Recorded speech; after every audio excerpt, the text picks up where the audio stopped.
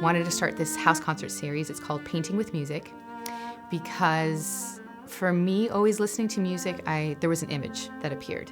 Some people just hear the notes, which is great, and that's kind of how music was originally composed. It wasn't until the later Romantics that they had this idea of an image with the music. But for me, I always saw a picture, and I wanted to teach people how to listen to music in a way that a picture was painted in front of them. We're scared of the things that we don't know. So people are less likely going to spend $50 to go to the symphony when they don't know what they're listening to or how to listen, or they'll get bored after 10 minutes. So I decided to bring this to people's homes. What I love about classical music is very much, it reminds me of how God interacts with us.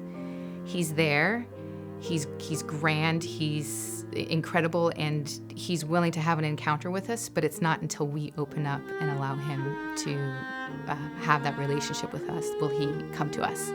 And so classical music is the same. There's so much in it, but we have to learn how to be actively engaged in order to be able to benefit from everything that classical music has to give. And music, more than any other art form, you have to follow along in time, because there's so much that's happening that you can't kind of space out and start dozing and thinking about something in the past, because the music's gone and it's moved on to something new. And by actively engaging in every single moment of the music as it's moving forward, you can't help but be put into a receptive mode. Every time that the apostles or Mary Magdalene saw Christ, it's when he would say their name. Who are you looking for, woman? And then he says, Magdalene. And then she's like, oh, Rabboni, because he called out to her and she had that encounter.